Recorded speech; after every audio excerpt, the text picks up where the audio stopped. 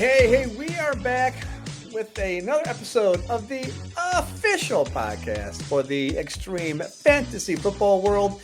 And my name is Todd Bailey. I am your host today. I'm going solo because Pablo is not here, but he'll be back next week. He has some guests in town. So you have me, so good luck to you. As always, our sponsor is tabbyentertainment.com. Please check them out. And above my head, off to my left, is all the social media places, TikTok, Facebook, Instagram. And you want to listen to us on Apple, Amazon, Podbean, YouTube. We're everywhere. So you find us on Extreme Fantasy Football Official Podcast. Again, my name is Todd. And let's get into week one of the 2025 season right now.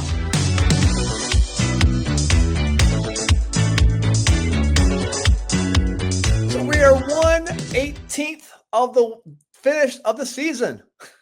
1/18th, man, I tell you. There's some good math there. What percentages is that? About 4.5%? Whatever else it is. But hey, how did you do? How was it? What do you think happened on week one? And I have heard quite a few quote unquote, expert pundits out there talking about some teams already in a must-win situation. So we'll get into a little bit of that. Is it really must-win? Let's go forward and let's just check out and see what happened in week one. First, if I was to ask you the top 3 fantasy point leaders based on a traditional, normal, standard scoring metrics out there, would you think that it includes Daniel Jones? Yeah, I know. The guy from New York. Now, I'm not saying there's a New York Giants. Well, hell, might have called the New York Giants and Jets jinx. But let's see. Barkley leaves Giants, goes to the Eagles, does well. Daniel Jones leaves the Giants, goes to the Colts.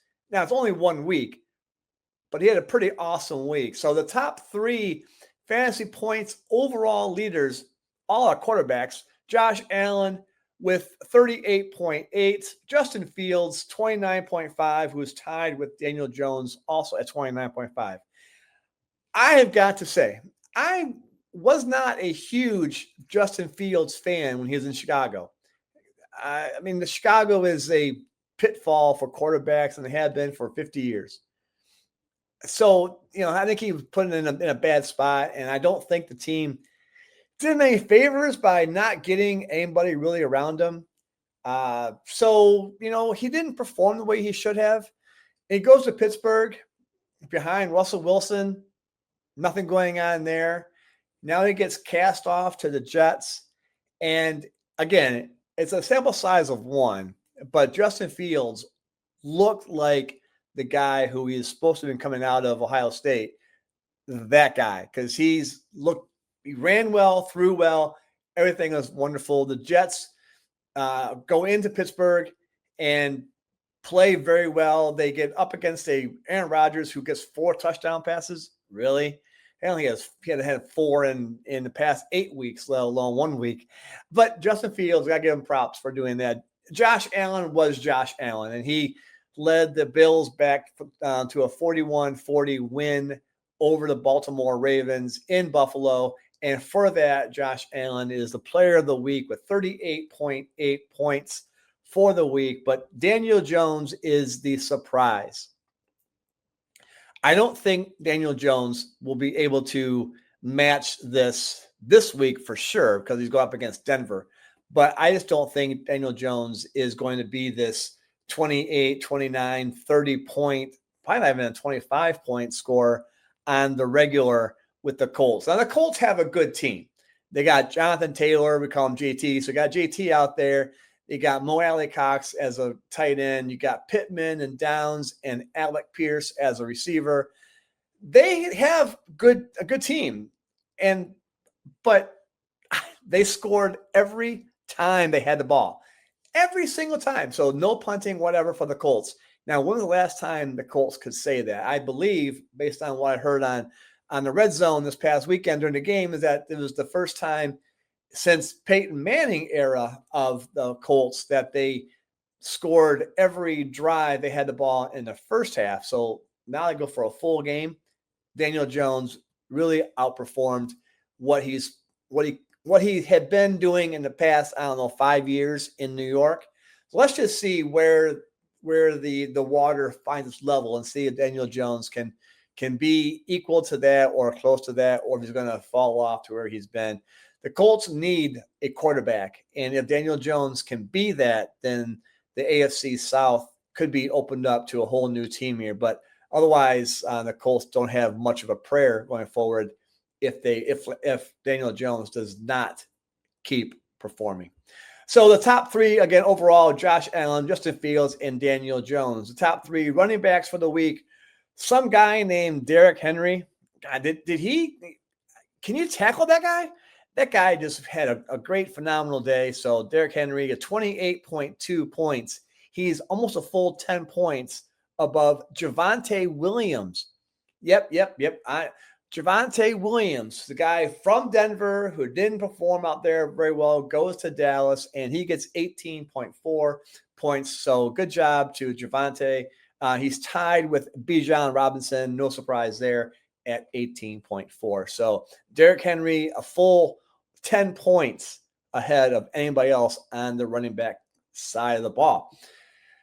Wide receivers, Zay Flowers, Quentin Johnson, and Emeka Egbuka. Wow, that was bad. Emeka Egbuka.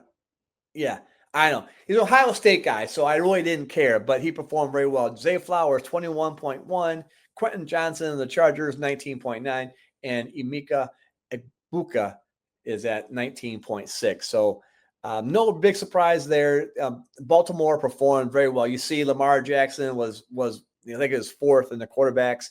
Derrick Henry, top running back. Zay Flowers, top receiver. And they lose. Really? So tight ends. Now, tight end, going into the drafts, a lot of the nationwide pundits were saying that there's only probably 3 tight ends that are really worth getting early on in the draft. And that's going to be Tucker Kraft, Trey McBride, and Brock Bowers. After those 3, the list comes very convoluted, and it's a big pile of tight ends that you can mismatch, and you can pick one, and then it doesn't really matter. So McBride, Kraft, or Bowers. Well, tight ends for the week, Dalton Kincaid, Travis Kelce, and Brock Bowers were the top 3. Dalton Kincaid at 10.8, Travis Kelce 10.7, and Brock Bowers 10.3. So you can see what they are saying is that these tight ends are grouped together. You may not even be able to find very much separation from one to the other. Brock Bowers may be an exception to the rule, but in general, the tight ends are going to be what they are. Now, I got to say, shout out to the Scott Fish Bowl. I'm very fortunate to be invited and able to play in the Scott Fish Bowl for this season. And there is a tight end premier, 2.5 points per reception for tight ends in the Scott Fish Bowl. That makes it so much more intriguing because now it actually takes that tight end reception and gives them 1.5 more points than they would get on the standard full point PPR. That's a lot. So if a tight end gets 7-8 receptions in the game, all of a sudden they're in that 15-ish range, depending on what you got exactly, but 15 reception range. That's huge. So tight ends can be valuable if you get them in the right league, and the Scott Fish Bowl does have the tight end premier. So that's kind of exciting. Looking forward to that. Defensive teams, not a shocker, but Denver is number 1 at 14. The Colts were second at 13, and the Rams were third at actually a tie with the Bears and Jacksonville Jaguars at 11. So Denver 14, the Colts got 13, LA Rams 11, Bears and Jaguars also get 11 points. Again, no big shocker there. The Broncos number 1. I think they were preseason number 1. So they did that. Now they were playing a rookie quarterback at home. I got to give Cam Ward some props though. He kept the game pretty close for a little bit there. So I'm going to give him some shout outs. He's a rookie playing on the road against number one defense. And for all that, he did pretty well. But Broncos, Colts, and Rams, Bears, Jaguars are in third place. Now, if you get into an IDP league, I'm actually in one. It's a whole other level of playing fantasy football. Yeah, we can sit here and we can analyze receptions and PPRs and completions and touchdowns and all that. When you get into looking at tackles and sacks and forced fumbles and interceptions and fumble recoveries, touchdowns on defense, those are all things that are huge. So one of the good things, I guess, about IDP is if you are in an IDP league, you probably need to know football a little bit deeper than a traditional offensive only category. I mean, if you have a defensive team in the offensive fantasy football things, yeah, it's a team, no big deal. But to go in there and actually pick out the players and have the knowledge to do that, and counting tackles, counting sacks.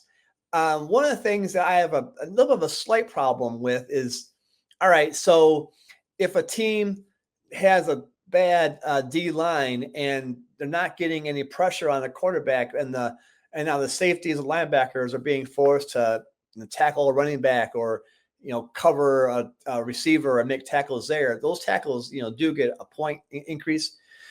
Those are the kind of things that you really need to know about to do well in IDP leagues. You really got to find that Caden Ellis is a good example. Who? Caden Ellis, a linebacker for the Falcons. Again, you probably wouldn't know his name. His father played for the Lions back in the day, just so you know. But Caden Ellis, linebacker, he's always near the ball. He might get a pressure or two, maybe a sack or two. He'll get his 9-10 tackles in the game. Those are the kind of guys you need to find on the IDPs. You can look for the Micah Parsons of the world and try and get a sack. But give me the Caden Ellis, because he's going to give me more overall points than I would having a Micah Parsons, who played well for the Packers. He got one sack, I think 3 pressures. But give me the guy who's going to get those tackles. Now, if you can get an interception, bonus. Fumble recovery, bonus. Forced fumble, bonus. Those are all things that are bonuses that are going to happen. But the tackles, probably at the top tacklers, and they're usually going to be linebackers on most teams. And hey, that's it. But as far as the IDPs go for week 1, number 1 was Nick Bosa with 28.5 points. Myles Garrett at 25.5, shocker there. And Ed Oliver, 24.5. Myles Garrett had back-to-back sacks and almost back-to-back-to-back sacks. And if it would have been a back-to-back-to-back sacks, I think it would have been a safety or right really close to the goal line. That would be kind of cool to watch. But Nick Bosa did very well out there for the Niners, 28.5, Myles Garrett, 25.5, and Ed Oliver. An opportunity here. Ed Oliver is a D-line nose tackle. Very athletic.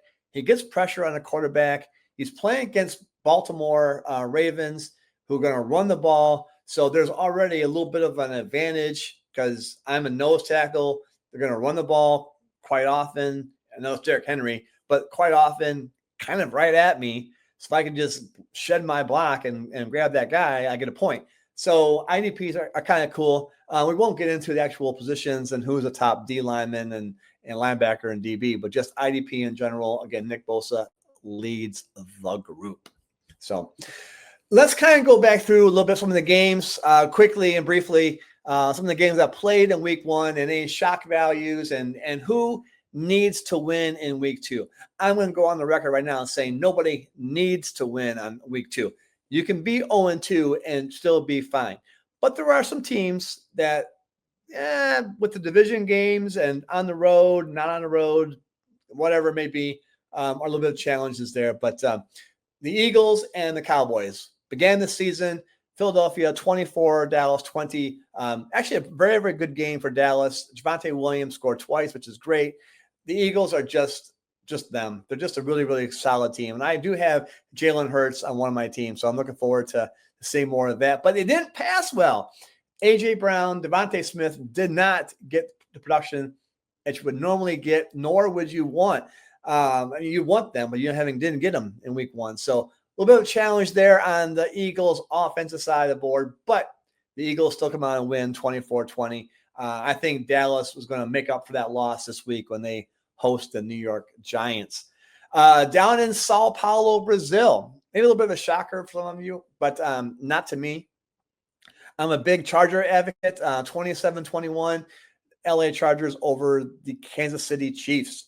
I think the Chiefs are on the way down. They won a lot of games last year by the voodoo magic that they had.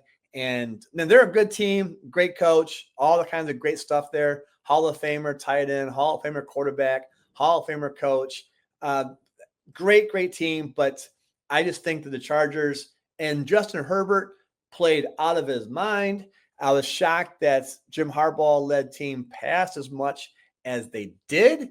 I thought it'd be more of a running game, ground and pound kind of thing, but Herbert did very, very well. So LA Chargers 27-21 out there in Brazil. A few more games here. Atlanta loses to the Buccaneers 23-20 at home. So, and now Atlanta is traveling on the road to Minnesota. I'm going to say that's one of those you probably need to get a win because 0-2, it's a bad start. But, hey, it's only 2 weeks. But still, I think if you're on the road, it's going to be a tough place to go. I think J.J. McCarthy is going to play well. He got the win. We'll get to that in a few minutes here. But they got the win last week in Chicago. Now he's going to be home. So I'm looking forward to seeing Minnesota win that game. But Buccaneers 23-20. The Battle of Ohio, let down galore. Now, the Bengals haven't won, or they don't win in the first game very often. They just a notorious bad start. Might have been 1-11 in the past 3 seasons in September. So they needed to get a win. They did get the win, 17-16 against Cleveland on the road. Cleveland is, got Myles Garrett, so you can just basically say Myles Garrett, and it's going to be meaning a good defensive team. But they just didn't play as well as they should have or could have, in my eyes. But they do get the win. I'm a big Bengals fan. I got Burrow and Chase Brown on, I think, 3 of my leagues. So I'm looking forward to seeing them produce more often and better because I didn't win many leagues this week. Oh, well. Colts and Miami. We already discussed how Daniel Jones just played out of his mind. They win 33-8 against Miami. Now, Miami was on the road, but they still have Tua, they got Tyreek, they got Jaden Waddle, they have Jalen Wright, running back. What happened, Devon Achane? What happened to Miami? Now, it may have just been a bad game. I know that on ESPN and all those they say, was it a bad game or a bad sign? Well, it's probably just a bad game. I can't believe they're going to be that bad.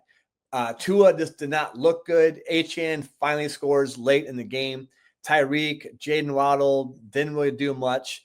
They have the power to score points. They just didn't do it.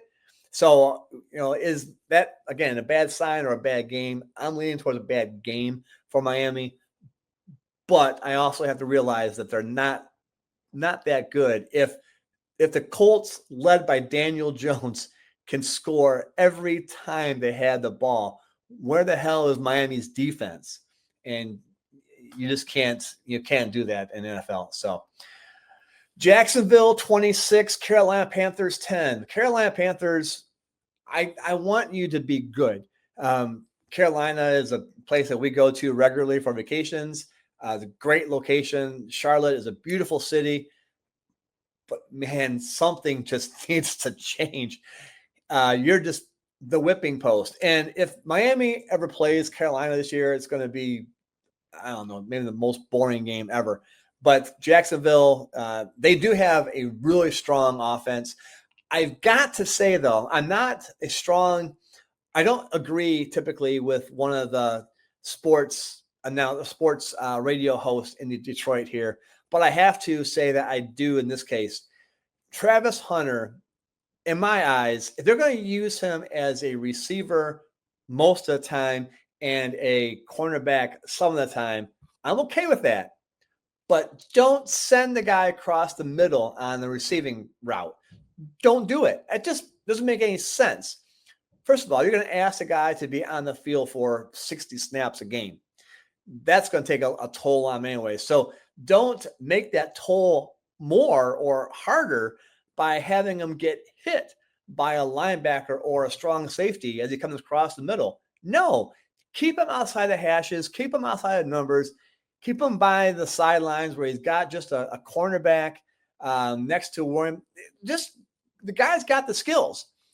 Don't punish him by having him get beat up. He got beat up on this first game. So I'm looking forward to having a little bit wiser game plan for Travis Hunter in weeks going forward than what they had there. But Carolina does lose 26-10, and there's just not a lot of positivity coming out of Carolina there.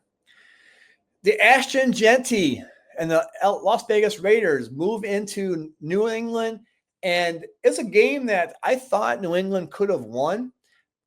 Before the game started, Drake May finished off 2025 or 2024. They doing well. They got Travion Henderson. They got Ramondre Stevenson, Butte, a receiver with Demario Douglas and Hunter Henry. They have some weapons on offense. It just didn't work out. Now, I know they had some rain going on in the game, but Las Vegas, 20-13. Genty did score a touchdown, which is, phenomenal. It's awesome. He's going to be Rookie of the Year in my eyes. But New England needs to win this week. I don't know who they're playing exactly yet. New England is playing in week 2. They are playing Miami in Miami. So they'll probably be able to redeem themselves with the win down there in South Beach. But again, Vegas 20, New England 13.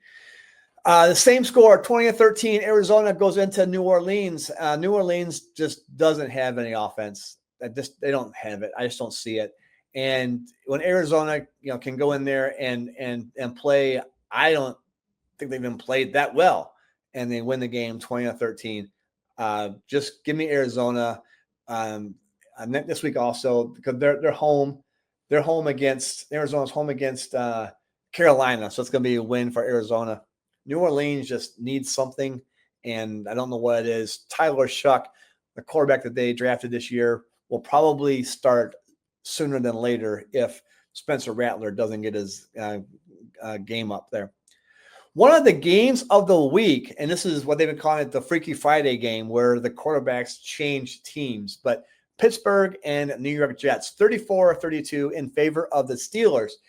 Aaron Rodgers was on the Jets the past couple of years. Fields was on the Steelers team. They swapped teams, and they both play amazing games. 34-32. The Steelers come back and win. Aaron Rodgers had 4 touchdown passes. I don't think he's had 4 touchdown passes in the last 4 weeks in New York. And Fields played very well. So that's a really, really good game. Looking forward to seeing more of those in the future. I'm not a Jets fan. I've been a Steelers fan since 1976. So it's been going on 50 years for me being a Steelers fan. So I like that, but I just don't like Aaron Rodgers. And we all know that. I've mentioned that on this show many times, but the guy did perform. I got to give him some shout outs there. So next is Washington and New York Giants. Washington 21-6. Now, not a shocker.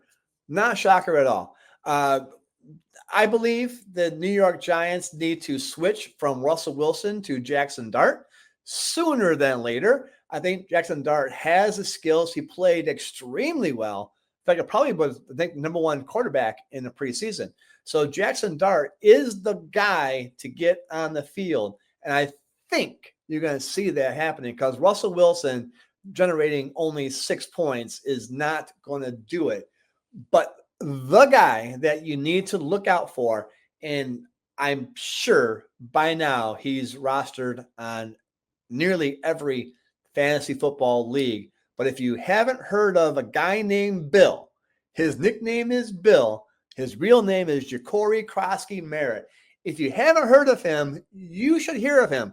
And if you haven't, you will, because somebody in your league probably got him in the late round as a steal. He's a 7th round draft pick, and he played very well in preseason, such that the Washington Commanders decided to trade Brian Robinson.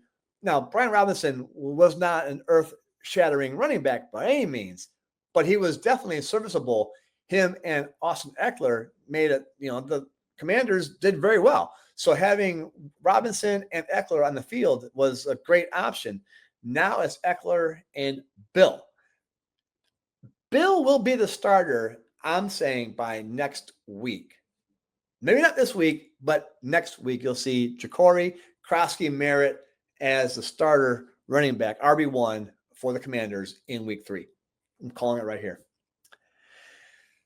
Denver 20, Tennessee 12. Now, I was not impressed with how Bo Nix played on this game. I was more impressed by how Cam Ward played in this game.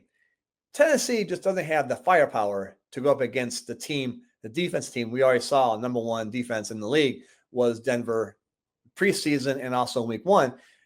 And on the road in Denver, they have only been 8-point difference here. And the game was close. It wasn't like Denver had a huge lead and Tennessee came back late to make it reasonable. No, it was a pretty close game.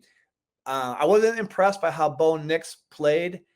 I think he was going to come back better this week, but Denver did win 20-12 over Tennessee. The Niners 17, Seattle 13. This is a snooze fest here. The biggest news out of it is that George Kittle, hamstring, out 3 to 5 weeks, and Brock Purdy is not playing. Well, if I understand right now, is not playing in week 2. So you lose your quarterback, and you lose your star tight end.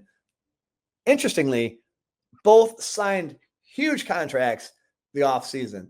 They both are worthy of it, but they both signed big contracts, and now they're both out. And those of us who had Kittle on their fantasy team, now I'm waiver wiring it, trying to get my hand on someone else. So it's not the easiest thing in the world, but it is what it is. So the game, the most disappointing game of my life this past weekend was Green Bay 27, Detroit 13. It wasn't even that close. It took a miraculous catch of the year type candidate catch from Isaac Tesla from the Lions just to get close to 13 points there. It was a blowout from the start. The Lions just looked slow. I don't know if it's because the Lions didn't play any of their starters during the preseason, so they were rusty. But Green Bay just looked everywhere was faster. They were just they rushed better. And Micah, okay, if you give me Micah Parsons for 1 sack a game, sure, it's going to be 17 sacks in a season. That's going to be awesome year. But I think for 40 whatever million he's getting, I think it might want more than that. So I wasn't really like, oh my God, Micah Parsons was the game breaker. No, it was just the Lions just plain sucked, and the Packers were on point. So Green Bay 27-13. Hey, it is what it is, but the Lions need this game. If they go 0-2 with both games in division and 1 game at home, if they lose to Chicago, which I don't think they will, but if they do, it's going to be a big problem in Detroit. So a few more games here. LA Rams 14, Houston 9. What a boring game that was. Not a lot of success, not a lot of anything going on there. Puka Nacua took a shot in his face and his eye was bleeding. It was just a mess. But 14-9. No really big highlights there at all. Just move on next game. This is the game. Well, I shouldn't say the game. I think the next game was the game, but this is a game that was preluding to the game. Buffalo 41-40 winner over Baltimore. I don't have actual scoring here in the quarters, but I believe Buffalo got 22 points in the fourth quarter to come back and win that game. So Josh Allen, I made a comment earlier in the show this a few weeks ago that I am on the Josh Allen train. I haven't been on that train for the past couple of years. I'm finally getting smart enough to do that. So I'm thinking Josh Allen is going to be the MVP. I think he deserves it. And we saw he's already 38.8 points for week one and leading the league in points. But great game, 41-40. We saw that Lamar Jackson was, I think it was the number 4 quarterback, running back Derrick Henry, Zay Flowers, number 1 receiver, and they lose. So there's going to be a mess to pay. Baltimore is playing at home this week. They are playing against Cleveland. So this should be an easy win for Baltimore. But, Flacco is going back into Baltimore where he played for quite a few years. I just don't see Cleveland winning. But if Baltimore does go 0-2, the world's going to end. And then the game of the week, only because I'm a big McCarthy, and we know that fan. McCarthy and the Vikings looked dead in the first half. The Bears were doing everything. Their first drive, Caleb Williams, a 9-yard scramble, diving to the end zone corner, touchdown, Caleb Williams. And the Vikings just didn't do anything. But the Bears didn't do anything either. For all the hype that Ben Johnson was getting, for all the hype that the Lions were getting ridiculed on about losing their coordinator, it was all the opposite and a very positive hype about the Bears getting Ben Johnson. Well, the Bears have a very, very good. Well, I shouldn't say. Okay.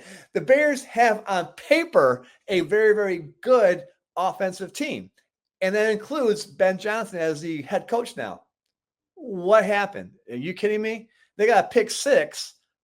So they got that as a defense, and they get a lot of pick 6s. But offensive line, nothing happened there, and they allow Minnesota to come back. So it could be second half adjustments on both sides, whatever it was. But Minnesota stops Chicago. Chicago couldn't stop Minnesota, and Minnesota wins 27-24. So there's your quick recap of the games and some of my thoughts about the players. Do keep an eye out on tonight's game with Ja'Cory Krosky-Merritt, we call him Bill, with the Commanders playing in Green Bay. All right, so we asked Scott, Joe, Jack, and myself as the EFF experts to go ahead and pick 3 games last week, and let's see how we did. Scott chose Arizona over New Orleans, winner. Washington Commanders over New York Giants, winner. And Denver over Tennessee, winner. Scott, congrats on a 3-0 start in week 1. Yay! All right, applause button there. Joe picked Philadelphia over Dallas, winner. He picked KC over the LA Chargers. And he gets Jacksonville over Carolina. He gets a winner there. So Joe is 2-1. Both Jack and I both go 3-0. Jack picks Denver over Tennessee, Cincinnati over Cleveland, and Minnesota over Chicago. And he actually called out McCarthy and saying that he'll make a fourth quarter comeback to win the game. Good call, Jack. Jack's 3-0, and I picked Cincinnati over Cleveland, Jacksonville over Carolina, and Denver over Tennessee, and I'm also 3-0. So Scott, Jack, and I are 3-0, and Joe is 2-1. So going into this week, Scott chooses Dallas over New York Giants, Baltimore over Cleveland, and Cincinnati over Jacksonville. Joe's picking Buffalo over New York Jets, Baltimore over Cleveland, and Dallas over the New York Giants. Jack is picking Detroit over Chicago, Cincinnati over Jacksonville, and Baltimore over Cleveland. And I'm picking Baltimore over Cleveland, Detroit over Chicago, and Arizona over Carolina. So those are our picks for this week. So Again, a couple injuries to talk about. Xavier Worthy, friendly collision against Travis Kelce down there in Brazil. And what is it about Brazil that's caused some serious injuries? I shouldn't say he's serious injury, but dislocated shoulder by colliding in with him and Kelce. But last year, Jordan Love came back on there and talking about the turf and the field actually out there, and I don't know. The NFL is trying to get the international thing going, and hey, more power to them. Maybe it's gonna be a great thing, but when you got some of the league's top players getting hurt down there in Brazil, that kind of sucks. So Worthy, I heard he's day to day. I haven't seen an update today about anything special regarding that, but Worthy is, I think, back. I hope, because I have him on my team. But to mention George Kittle and Brock Purdy, hey, there's not really a tight end that can replace George Kittle on the Niners offense. Tongas, maybe. I will see. But you just can't replace the guy on George Kittle who has a hamstring out 3 to 5 weeks. So things like that are happening because it is the sport that we love. All those injuries are out there. So going through quick games next week coming up. Got the Commanders and the Packers tonight. Big game. I think both teams are going to play well, but I think Washington's going to come out and win. But I do feel the New York Giants, they're 0-1. They have to win this week, but they're on the road in Dallas. I don't see it happening. So they're going to be 0-2, and both losses are going to be in divisions. That's going to be a challenge for them. The Lions are in the same boat as are Chicago. One of those teams will be 0-2 and 0-2 in the division. That's a problem, especially if the Lions lose it by being at home. I also feel that the Panthers, they really need to win. I already picked them to lose, but they need to win. And they're not playing anybody in their division. They're on the road in Arizona, but it is what it is. Looking forward to seeing the Broncos and the Colts.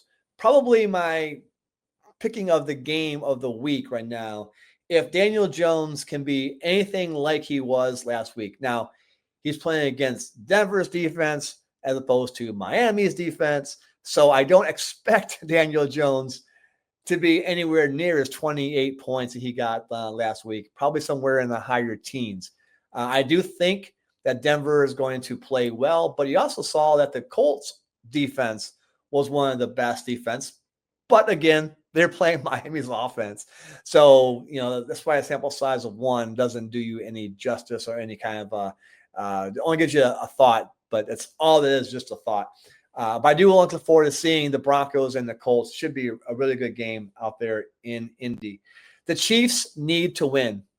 The Chiefs are at home playing against the Eagles in a Super Bowl rematch. So it's going to be a good game. I think I'm picking, if I had to pick, I would pick the Chiefs to win because they can't go 0-2. I just don't see that happening. That voodoo magic they have in Arrowhead. They got an awesome coach in Andy Reid. They got Mahomes. They got some guy named Travis. They have Isaiah Pacheco on the field, running back. Juju Schuster, okay, wherever he is what it is.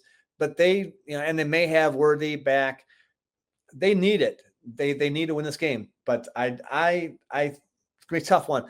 I do think that they will win only because that voodoo magic is going on out there.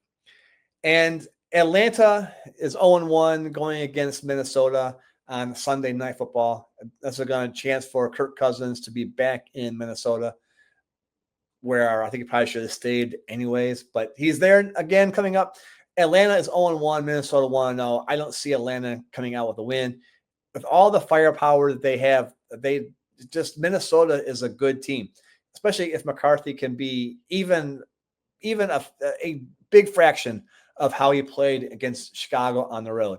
To have a rookie on the road, Monday Night Football pressure, national coverage, everybody's watching you. Yeah, I can imagine being a 22-year-old and you're a little bit of a nervous guy. But he performed well and they win. So they're going to win also this week coming up. So that is it. So let's go ahead and get our world famous pick one segment that we have coming up. And usually in the pick one segment, Pablo and I will pick different sides of something and just kind of give our points and move on forward. So I want to do it today. It's going to be really quick. Would you rather, as a fantasy football team owner, would you rather pick an average player on a very, very, very good team or the superstar player on an average team? And I'm going to say, give me that average player on a superstar team. So that is my example of Jacory Krosky Merritt, or as we call him, Bill.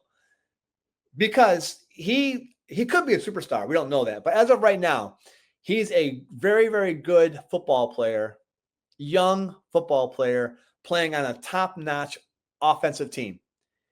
Give me that any day of the week. I'll take that to the bank because he's going to get opportunity to play and to score. If you get that superstar player on only an average team, yeah, when they get the ball, he may do well. But if his team's only average, then they're going to lose some games, which unless your superstar stud is a receiver or a quarterback, where they're going to be forced to pass, that may benefit you. And I guess potentially you could say, well, give me Carolina Panthers and Bryce Young because they're going to be behind all the time. He's going to be throwing the ball all the time. That doesn't make any sense, right? But give me that average player playing on a top-notch team anytime as opposed to the other. So, Pablo, if you're out there and you wanted to debate that, please go ahead. I'd like to hear your thoughts. All right. Hey, it is about time for me to get out of here. As always, make sure you check us out on all the social medias right above there. We're on Twitter, TikTok, Instagram, Facebook, YouTube, Spotify, Pandora, whatever. I don't know, man, I'm not Pandora, but we're Apple, we're Amazon, we're out there. You check us out. You find us, extremeff.com. And our sponsor is tabbyentertainment.com. And I always say, when they end the show is, when life gives you a chance, you make it happen. Peace. We're out of here. Bye.